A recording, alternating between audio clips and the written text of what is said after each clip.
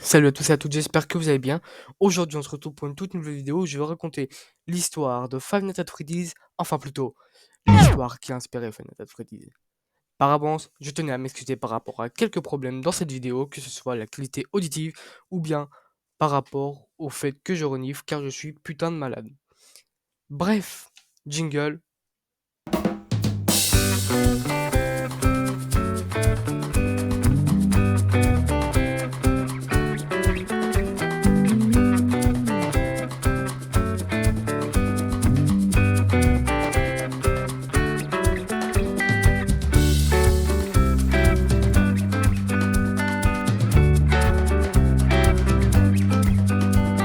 Avant de vous raconter l'histoire de Chuck and Cheese, je vais juste vous expliquer en quoi consiste le jeu de Five Nights at Freddy's. Parce que ouais, en 2024, il y en a quand même qui savent pas ce que c'est. C'est quand même grave. Enfin bref. Five Nights at Freddy's est tout simplement un petit point and click. En clair, si vous savez pas ce que c'est juste tu joues avec ta souris, et voilà, pas plus. Pas de clavier, rien du tout. Sauf si vous l'avez craqué sur un truc très bizarre.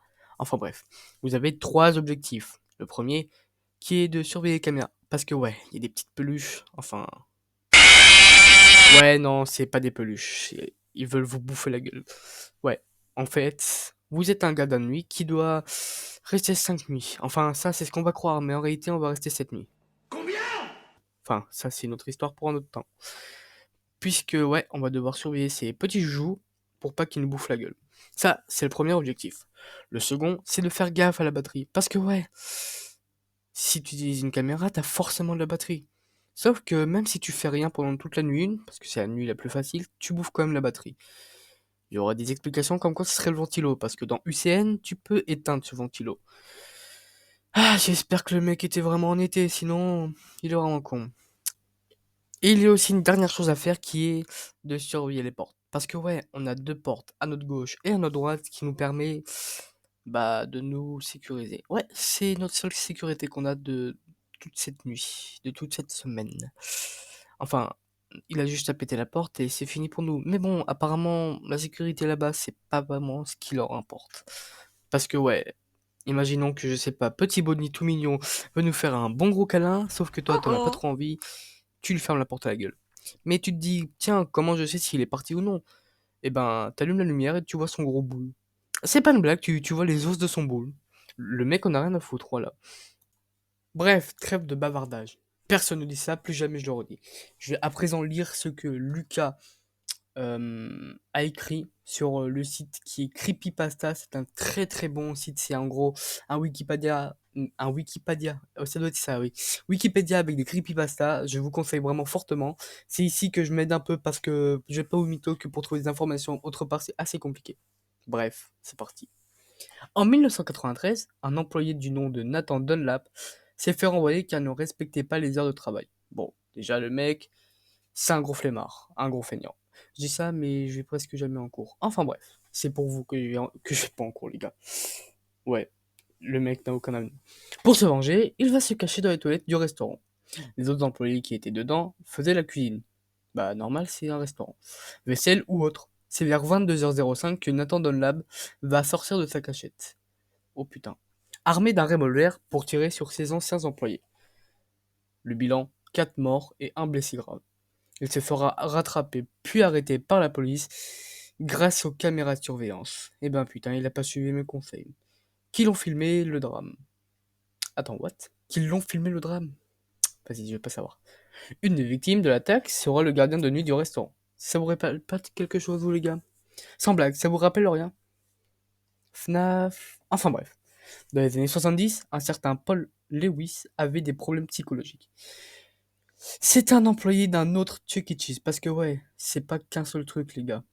C'était quand même à l'époque une grande compagnie. C'est comme en 2024 Apple. Enfin bref, vous m'avez compris. Peut-être pas non plus avec une si grande côte, mais vous m'avez compris. Il était plutôt cool, gentil et agréable pour les clients. Mais ça, c'était la partie visible. Voici sa partie cachée. Sous son costume de souris, il va faire attirer des enfants. Vers lui, tout simplement.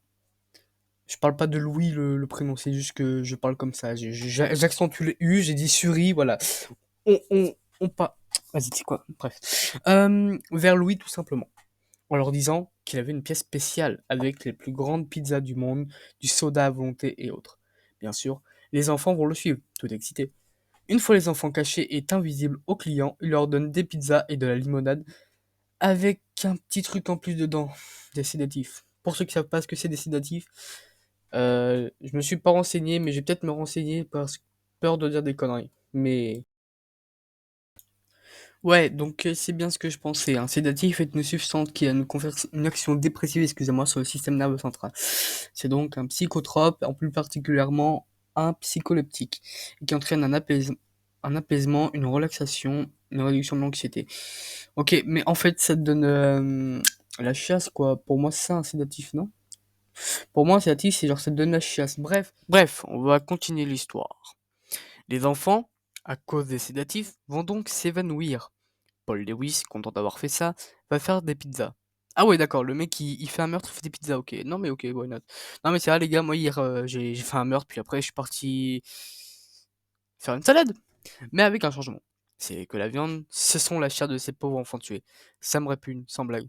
Il embrasse ses pizzas, excusez-moi, au nom de Chuck E. Cheese Special. Accent sur 10 ou pas?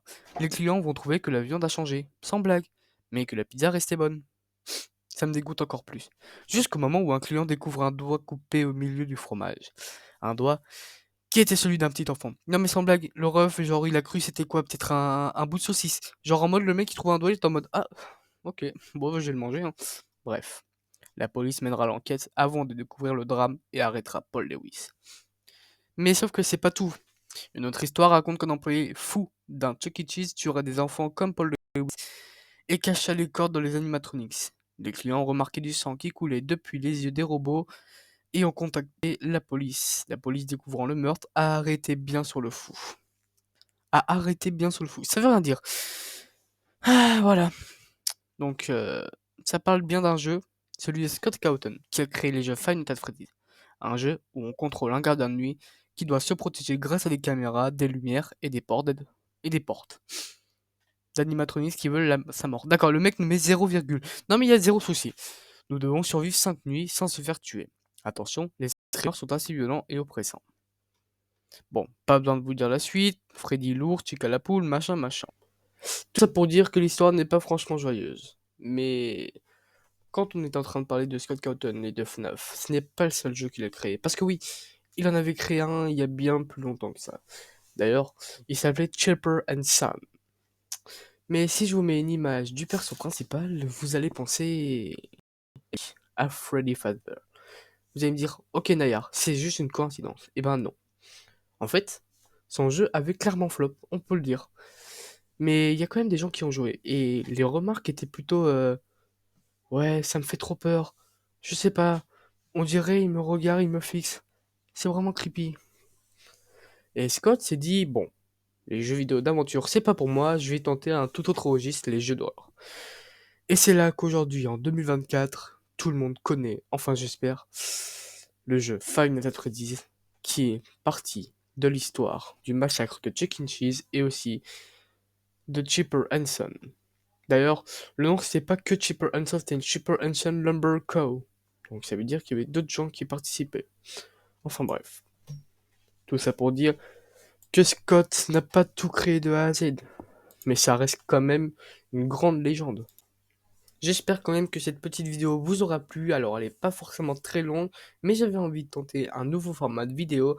Alors, si ce type de vidéo vous plaît, que je raconte des histoires comme ça, alors n'hésitez pas à me dire. Ou au contraire, si vous n'aimez pas trop, que ce soit par exemple la manière de faire le montage, ou genre les images que je mets dans la vidéo, ou comment j'explique, enfin bref, vous avez compris. Dites-moi en commentaire. Moi, du moment que c'est des avis constructifs, donc construit, enfin ça se dit pas, mais du moment que genre vous pouvez me tailler, mais du moment que voilà, ça peut m'aider à quelque chose. Si vous me taillez gratuitement, ça sert à rien, j'irai même pas voir. Bref, j'espère que cette vidéo vous aura plu. Moi je vous dis à plus le BG.